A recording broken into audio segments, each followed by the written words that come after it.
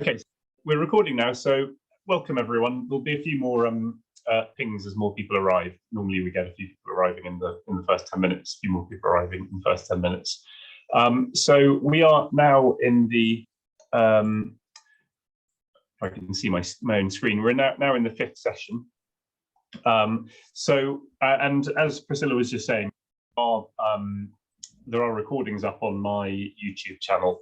If you search for Rob Fallwalker on YouTube, you'll find me. Otherwise, as you know, I'll share this recording probably tomorrow or the next day, and from that you'll be able to find all the other recordings. But if you've got any problems, then just email me. So today we're going to start off with Priscilla talking to everyone. Then I'm going to talk a little bit about retroduction and Tina formations, and then brilliantly, Brenda is here, and I say brilliantly because Brenda and I met on the Critical Realism reading group. I can't think how long ago it was. It's probably 4 or 5 years ago. 2016. 2016. Yes. So yes, that's about right. So 5 or 6 years ago. And we both arrived at the Critical Realism reading group slightly nervously, sort of first week of doing our PhDs, not knowing what we were doing, quite confused. And here we are 6 years later, sort of contributing. I'm still based at UCL. Brenda is at Sussex. Is that right? Yes, that's right. Great. And I would maybe you want to take a moment when you start to just let people know in your session what you're up to now, so they can see kind of what your career trajectory has looked like up to this point. Sure. But without further ado, I think I'm going to pass over to Priscilla. So Priscilla, do you want me to share your slides for you? Please, would you? Thank you very much, Rob. Do that now. Hang on a sec. Bear with me. Is this the right one?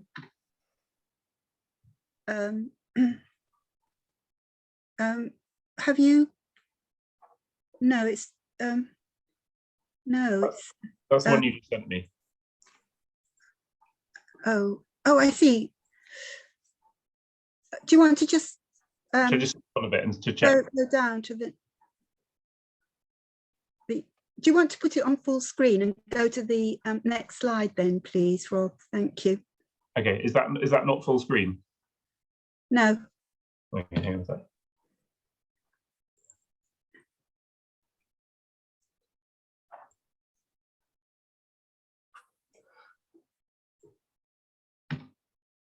Is that full screen?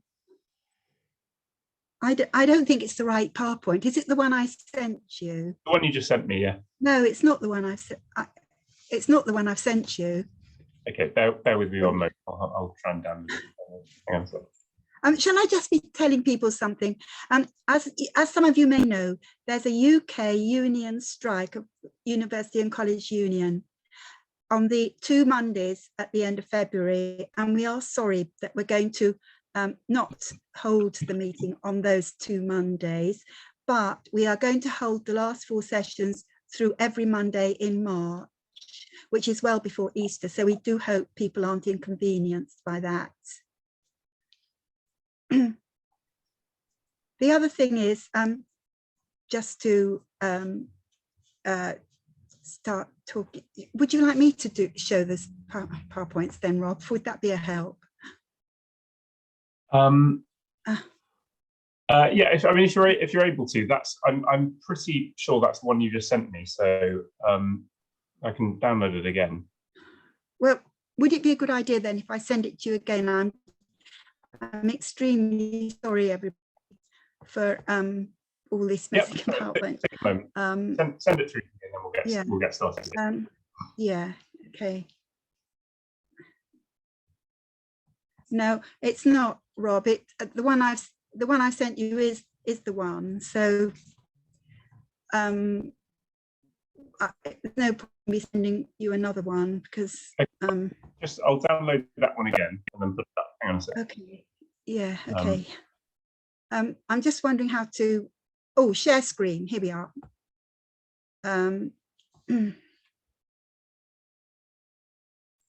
got it here if you want me to share it. Well, yes, if you like to. Oh, well, it looks like you've got it there. That's fine. All right, I'll do this one then, shall I? Yeah. the very difficult thing is that I don't know how to put it on big screen from here. So, I have, haven't I? I Yes. do apologise, everybody. This is all rather last minute because I was busy today. Sorry. That's right. We can see it fine. My first slide is about this message that Rob sent last week, inviting anyone who would like to present to talk about their work. We're asking something almost impossible, whether you could talk about your PhD or your other research in up to 4 minutes, which is a huge challenge for everyone, and only show 2 PowerPoint slides, please. And the first slide, could you please use our headings for the first slide? Priscilla, you're still on the first slide. Are you looking at it? I'll tell you what. Yeah, You stop sharing, and I'll put it up. I've got it here. All right. Yeah. Okay. Thank you. Okay. Bear with me, everyone. Yeah. And then if you could just outline your research on the first slide, and then on the second slide, explain a critical realism concept and how it helped you to analyze your research. That's great. Thanks so much, Rob. Can you skip now to about slide? Done that one now. Could you do the next one, please? Yeah, sorry. I'll just put it up so everyone can see it. So that was what Priscilla was referring to, was the slide when you present your research. Yeah. The title, main aim or question, data collection method, sample. And it's very hard to summarize your research like that, but these are the basics people need to know, because what we want to concentrate on is how you applied critical realism, if you could do that. I don't suppose is it possible to do it full screen, Rob? Or Trying, hang on a sec. It'd be brilliant if you could. And then could you move on to the next one? And we have covered closed and open systems, but because they're so highly relevant to 4 planes of social being, which we're going to do this evening, I just want to remind you the difference between closed systems, which are brilliant in labs. For instance, with cancer medication, you really need to have closed systems to check whether they work or not. And the idea is having controlled and predictable and replicable research using sterile lab conditions as far as you can. And you watch 2 single fluids interacting, for example, and you assume that these fluids are constant, they don't keep changing around, and they're also free from context. Anywhere in the world, if you use that particular fluid in a lab, it will be what it is on the bottle. And the equivalent in social research is randomized controlled trials. Randomized, you equally distribute people into you randomly distribute people into different groups. And it turns out, amazingly, that they're all similar. So you've got the same percentage, say, of smokers and non-smokers in each group, if they're big enough. It's an astonishing method. And the trials are controlled because the only difference between them is, say, the cancer medication given to different groups to compare them. The difficulty comes when randomized controlled trials are used in social research, because unlike particles and fluids, people are not constant and free from context. We're always changing, we're always interacting in our context. And so social research and life, it happens in open systems of countless interacting influences, and with people as agents who keep changing unpredictably, so that whatever your research finding is going to be, you can't definitely predict that if you did it again the next day, they would be the same. For instance, if you did it in the month before COVID started, and then the month after COVID and lockdown and everything came in, you would get very, very different results if you were studying social interactions, wouldn't you? Now, next slide, please, Rob. Oh, thanks. So, all human beings and activities happen on 4 planes of reality. This is Roy Basker's idea, and it's a very useful way of organizing our material, particularly when we have complex data and lots of data indeed. To put it into these 4 groups is a wonderful help with analysis. I've also had several PhD students who've used these 4 planes as the 4 main chapters of their thesis to organize their data, and they have found it so useful. So number 1 is material relations with nature, the body situated in the natural world. This, by the way, is all your life. So if you think a bit of your life's left out of these 4, then think about it. Number 2 is our interpersonal subjective relationships between both individuals and groups. Number 3 are the broader social relations and inherited structures that we live within. And number 4 is our inner being, or our stratified personality, our psychology, our spirituality, our thoughts and hopes and emotions. Next slide, please, Rob. Now, I'm going to use a brilliant illustration of this. Could you move it on, Rob, please? Is it working okay? Oh, thanks. Stuart Hoffer Green was a student at the London School of Hygiene. He's now at Imperial, and he studied physical health and acute mental health care in adults. And he, because so much of psychiatry looks at the mind, but doesn't necessarily look at the body. And so Stuart's work started with the body in nature. Was it relevant? Well, yes, because people's diet, their addictions, their medication, what they drink, their smoking, all of this hugely can affect their physical and mental health. I'm more interested actually that Stuart decided to miss out nature, trees, walks by a river, these kind of things that actually are so helpful to our mental health. So that's number 1, for the plane number 1. Next slide, please, Rob. Okay.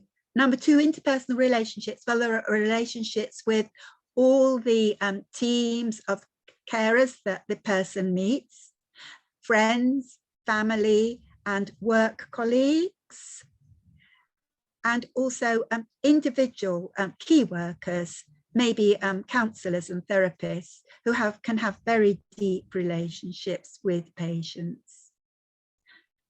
Next slide, please, Rob. Thank you. Then there are the broader social structures. There's the health service and system that now is so full of long waiting lists. There's the law, and also all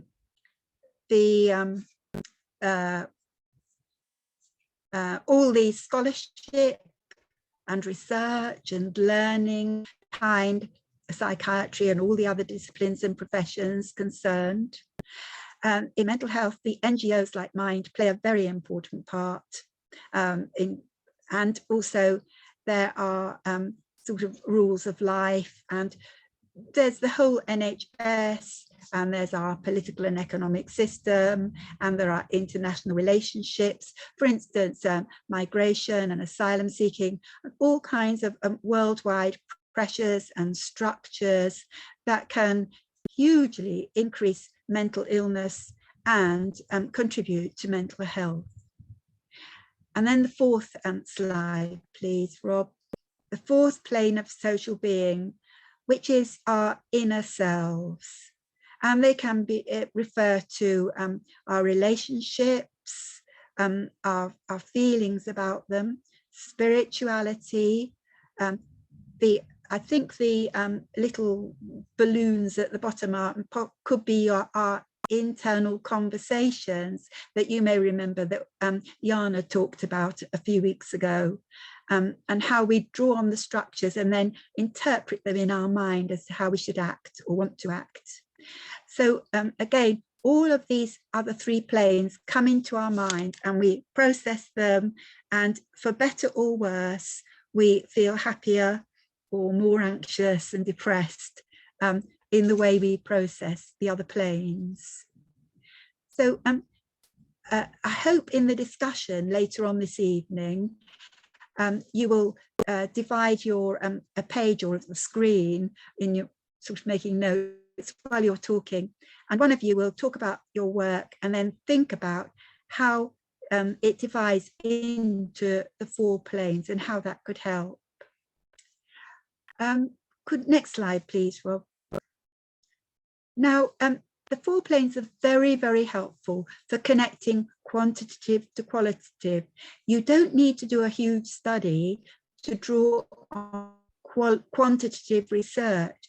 You could nest your small scale research within larger studies.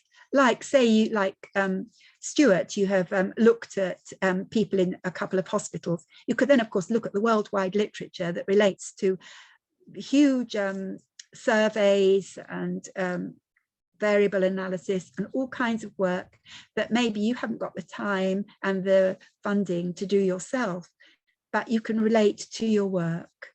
And so you can also think about being multidisciplinary in your literature reviews, looking at these large surveys, looking at systematic reviews, and looking maybe at the history of mental health care. I'm using Stuart's example to continue illustrating this. The geography of it, policy and public debates, current affairs, think tank reports are so useful. And there are growing lots of other online resources.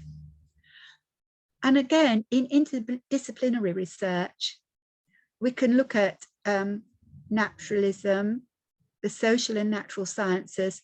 Now, the possibility of naturalism is Roy Basker's idea that we all work on the empirical, actual and real. And that, in a way, hugely unites both the social and the natural sciences. And so you might, if you were doing this kind of research, draw on medicine, surgery, sociology, psychology, and so on. City planning, for instance, and how it affects people's mental health in their parks and the air and so on. Next slide, please, Rob. So, as I mentioned, I hope you'll during the discussion, look at the 4 planes, just a reminder of the 4. And that's the end of my part. And now I think, Rob, you're going to add some more of our basic critical realism concepts, aren't you, before Brenda's talks? Yeah, so thanks very much, Priscilla. And sorry, I was just frantically scribbling down because just you talking through that has made me think about some of my own ongoing research. So as we were saying before, there's always plenty to keep thinking about with whatever we're researching.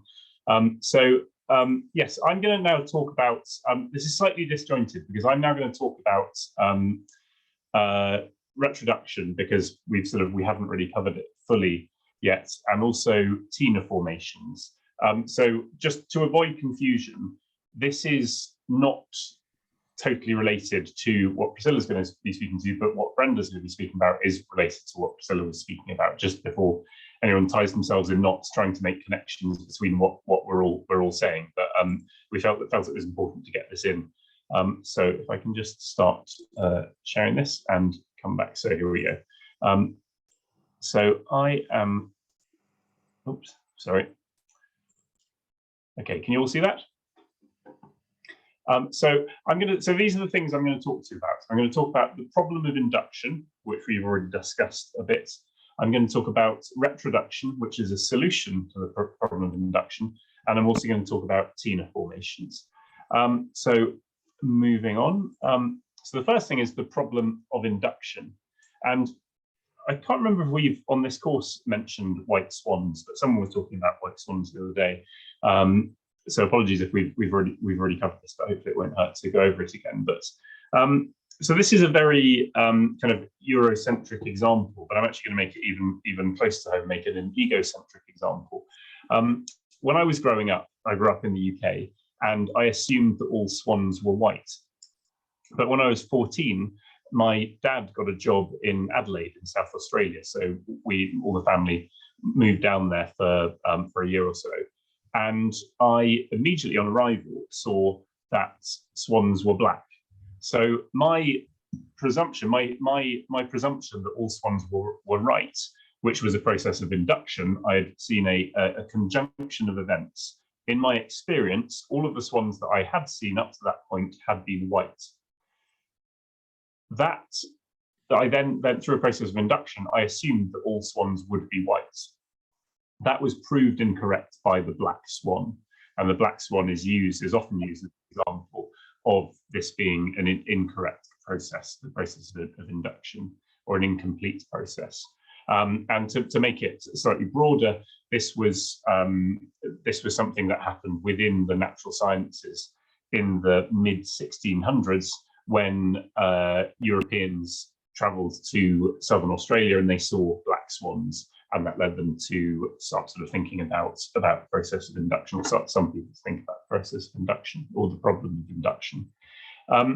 There's another example that is often used, and that is so this is often used for various reasons. I think because Roy Bhaskar originally writes about it in one of his books about emeralds being green, and again, much like the swans, the inductive process would say that all emeralds that I have seen up to this point are green, therefore all emeralds are green. But of course, that therefore is a great leap.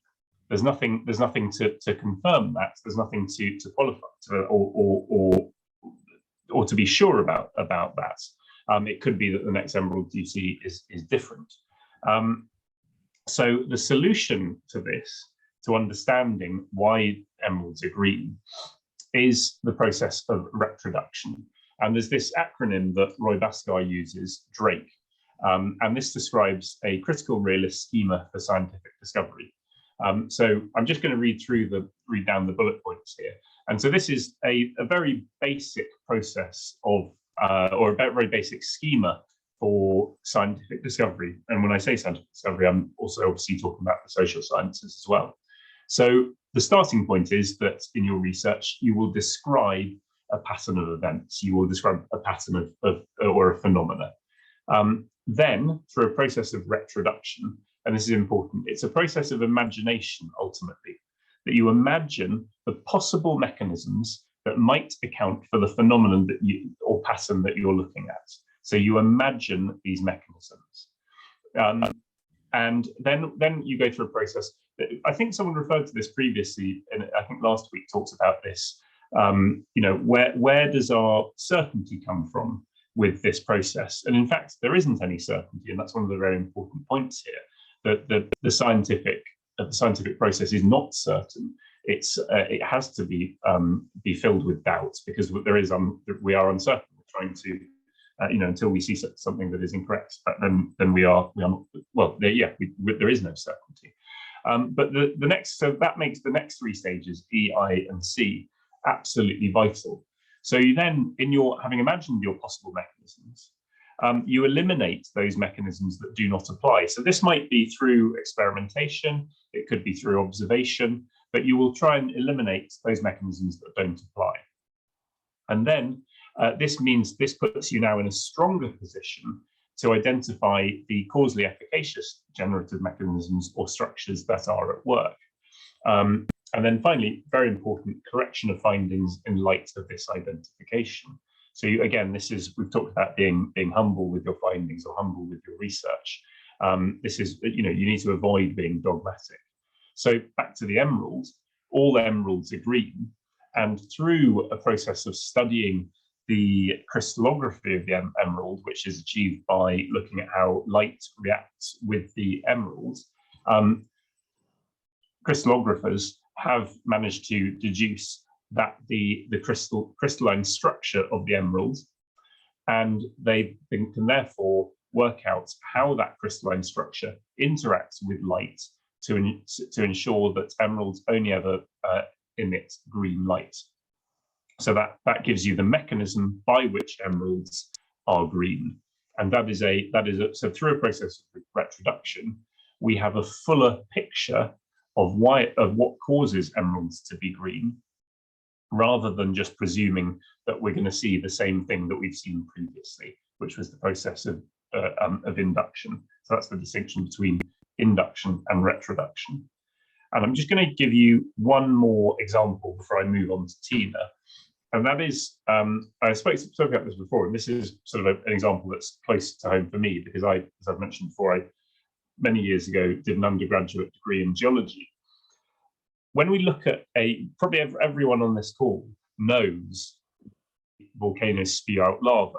You've all learned at school about the processes within the mantle of the earth and the molten rock that spews forth as a result of plate tectonics, etc.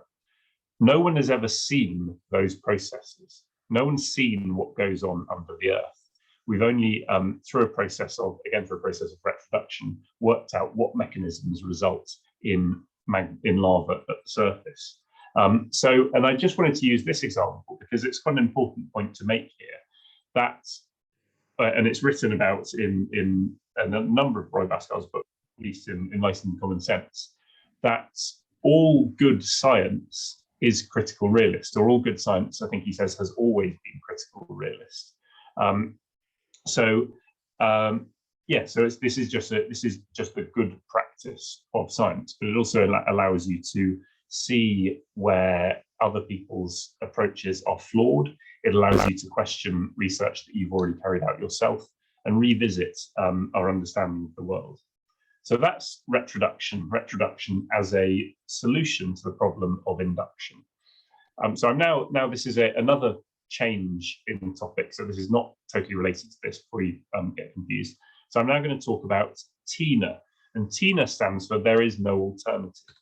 And Roy Bascar uses TINA because it's not just Margaret Thatcher. In fact, if you look at the political record, my area of research is to analyse parliamentary discourse generally, and you find right-wing politicians throughout the ages, well, certainly since the 70s, right-wing politicians, all prime ministers, have used the phrase "there is no alternative," and it tends to be used to say that there is no alternative to capitalism, but it can be used in all sorts of other situations. The key thing here is when someone says to you, there is no alternative, you know that they are incorrect, because there is always an alternative in any given situation.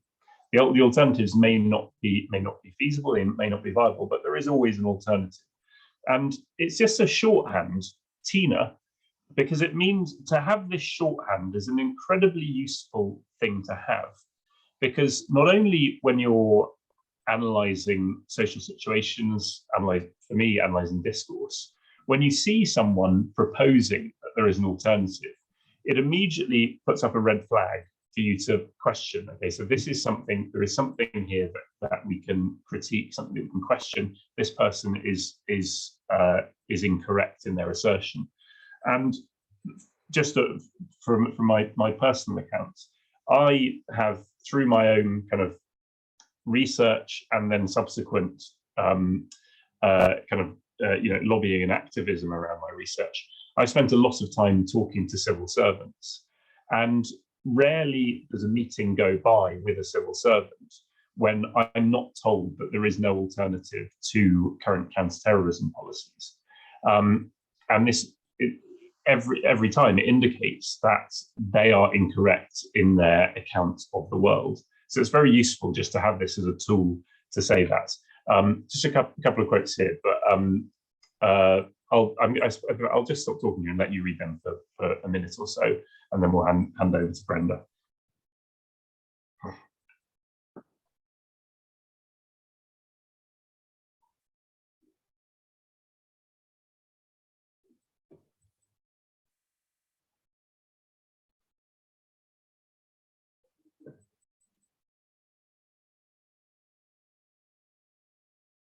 And just on that final point, so which Mervyn Hartwig writes, a series of endless theoretical or practical compromises. As soon as someone is saying that there is no alternative, it can result in a kind of snowballing effect of ever more irrealism, which ultimately results in problems for people, which I think is probably quite a good position to hand over to Brenda to talk more about the four planar social beings. So I'll stop sharing now and hand over to you, Brenda, if that's all right. Okay, thank you so much, Rob. I'll share my screen. Hopefully I'm able to share my screen and there's not going to be any issues and it's going to be a nice, smooth transition. So give me 1 second. All right, there we go. Can everybody see that? I'm assuming yes, some silence there. No, So. no, Oh. no. Let's see. Okay. It is sharing your screen, but it's all black at the moment. All right. Let me just stop sharing. I'll just try that once again. Share screen. Share the slides.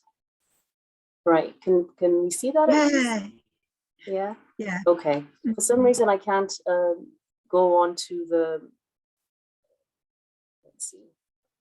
Yes, I can. Okay, let's get started. Apologies for these glitches. I've got no clue as to why technology isn't with us today. But thank you so much, Priscilla and Rob, for giving me this opportunity today to talk about the 4 planes of social being and how I applied them to my own research. Now, I'm a research fellow. I'm based at the University of Sussex. I am looking at ethnic inequalities in healthcare use and care quality amongst people with multiple conditions who are living in the UK. But prior to that, I was based at the IOE, as Rob mentioned earlier on, where I was introduced to critical realism. And I'm really glad to see that, before then it was face-to-face, and I'm glad to see that they've actually continued on this platform, which is quite nice to see. So before I jump into the 4 planes, I thought I would talk about my research itself, just to give you, my doctoral research that is, just to give you an idea of how then I applied these 4 planes of social being. So my doctoral research was looking at the effectiveness and the suitability of social isolation and loneliness interventions for older people from minoritized ethnic groups who are living in the UK. So when I talk about minoritized ethnic group people, I'm referring to people who don't self-identify as belonging to the white majority ethnic group. Just a bit of a background on this.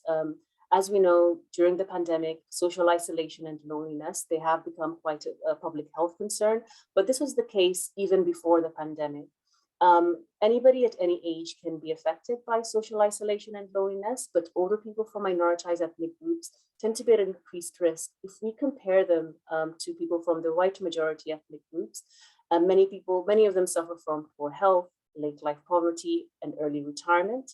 And then if we take a life course perspective, many of them have been subjected to racism and discrimination, all of which can then lead to mental health conditions. And if we consider all these negative social outcomes, they are actually listed as risk factors for social isolation and loneliness. So for older people from minoritized ethnic groups, they tend to be increasingly vulnerable if we consider how the intersection of age-related processes with their migration-related processes, which then can place them at risk of being isolated and lonely. Now, this is where my research came in, because in 2016, when I was starting my research, there was very little that had been done in this area. So we didn't even know what types of interventions worked for them and whether they were going to be suitable or not. My research was a 4-phased mixed method study. And as part of one of these 4 phases, I conducted interviews with older people to try and get a better understanding of their social networks and the processes that produce isolation and loneliness, and those that reduce isolation and loneliness as well. So that's the background of the research itself. Priscilla's kindly already talked about the 4 planes of social being. I'm not going to repeat that here, but I will stress that they do cover all aspects of human life. And these planes need to be considered, that they range from this personal to the international, from the local to the global, and they need to be understood in relationship, shaping and reshaping one another in time and space.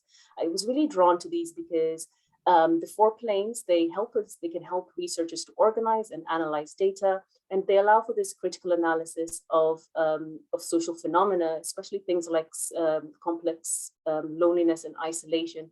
They tend to have so many different interacting processes that can lead someone to become isolated and lonely.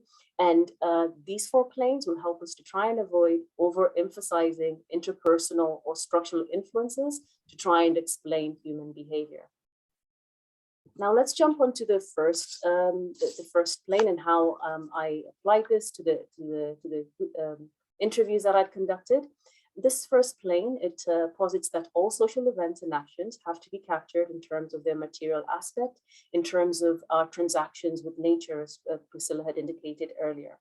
So when we're talking about these transactions with nature, our activities tend to be seen as being entangled with material conditions. And these include things like interspecies relationships, place attachments, ecologies, the geophysical systems and processes. So as I applied this to the data and reading and rereading the transcripts that I had, I was interrogating my data and asking questions relating to the participants' physical presence, their embodied needs, and the types of activities and how these then place them at risk of being isolated or protected them from being isolated and lonely. And what I identified just by using this plane was that those people who were living alone, people who were widowed, and also those who had health issues tended to be more at risk of being isolated and lonely. Now, these aren't really anything that's new, because in the literature it does show that living alone, widowhood, and health issues tend to be risk factors for being isolated and lonely, regardless of ethnicity. However, I like the fact that the first plane forced me to look at nature and how people interact with their environment, because in looking at this, I was able to identify especially one participant who was so in touch with finding solace in interacting with her surroundings. Like, for instance, this particular extract here is from Mrs. Caboni. She's a 65-year-old woman who was, she's a late life migrant. So she arrived in the UK around about her 50s to help take care of her grandchildren. And so when I was asking her how she found the UK, she was telling me that, yes, it's nice. However, it's just the weather. And she likes to go out and interact and feed the birds. And you can see here she's indicating that it's therapeutic for her. However, the cold weather, she wasn't used to that. She hadn't, because she was coming from a country where it was quite hot. She hadn't gotten used to that. And then the cold weather used to prevent her from going outside to do this, and which meant that she then was isolated, and that could then lead to being lonely. So moving on to the second plane, which is the social interactions between people. This particular plane, it tends to focus on it raises the issue of the matter and the personal relationships and how we're engaged. So all social events and actions have to be captured in the relational aspect in terms of our transactions with each other and with human beings. So the plane is quite concerned with what we do together.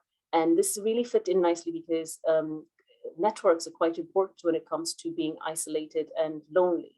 So I was interrogating the data in terms of, how do the participants interact with their family members, their friends and their neighbors and their colleagues. And what I was able to find was that the participants who had these diverse networks, not just made up of friends, but friends and family members, they tended to be protected from being isolated and lonely. And those who had these small restricted networks were at increased risk of being isolated and lonely. Now, in this particular plane, you're also encouraged to consider things like the processes that hinder this interaction. And then I took that to mean, what processes, when it comes to what are the barriers for the participants' interaction that could then place them at risk of being isolated and lonely. And so things like poor health came into play, caring responsibilities and people being busy. And this particular quote here, it captures this issue of busyness. Like, a lot of the participants were aware that their family members tended to be quite busy, and they also acknowledge that they are busy themselves. So Miss Isaacs, she lived alone, she was not married, and her network really tended to be consisted of friends and not really family members. They tended to live in the Caribbean. You can see here she's talking about, she can try and keep in touch with them. They're busy and she's also a busy person. This particular plane also encourages you not just to think about the negative aspects, but it also looks at the structures that positively influence people's relationships. And there were quite a number of them that came up when I was looking at my data. many participants were talking about, the free bus travel that's available for people who are older. Technology was something that came up as well, and community groups as well.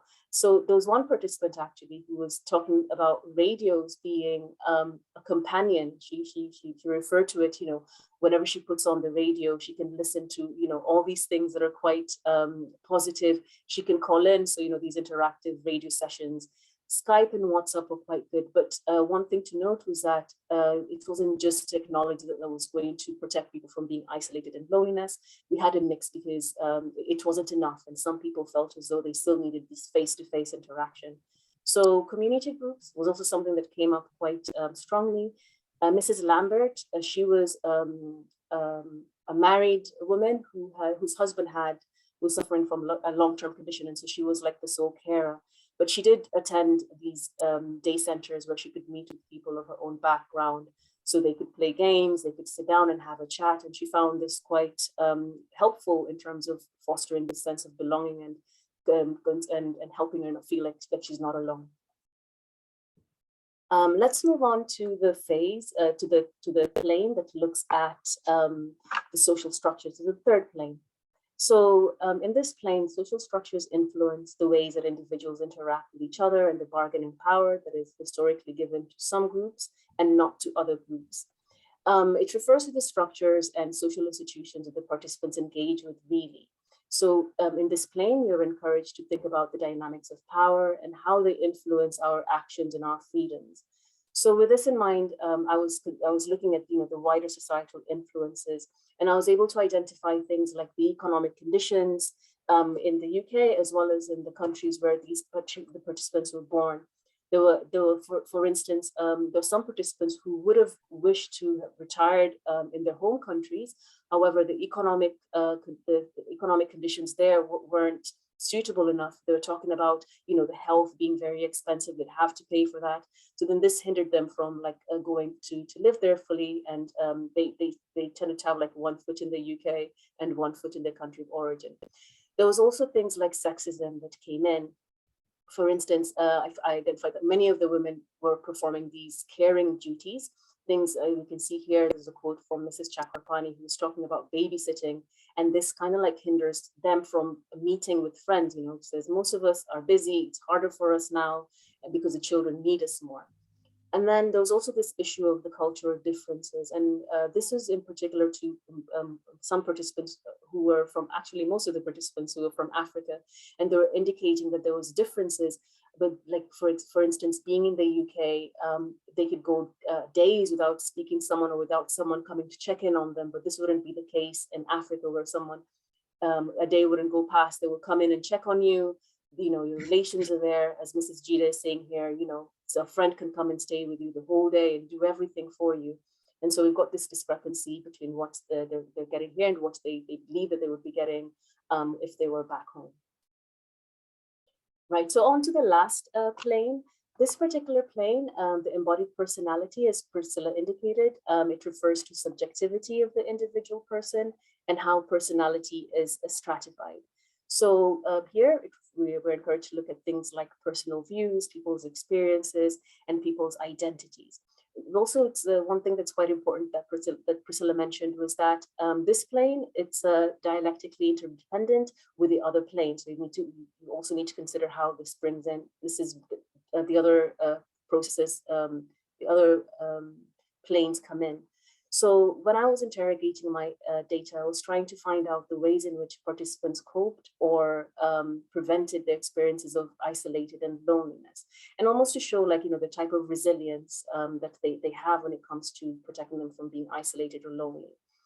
For instance, some participants force themselves to go out, having these daily outings, even if they don't have anything to go out and do. They will get up in the morning, get dressed, go out in the city center, even if it's just a case of doing window shopping, but they force themselves to go out and give themselves activities. Other people found that their faith, they were very religious. There's one participant who was indicating that, her church is everything to her. She would go and that's where she would go for her activities, for the social support.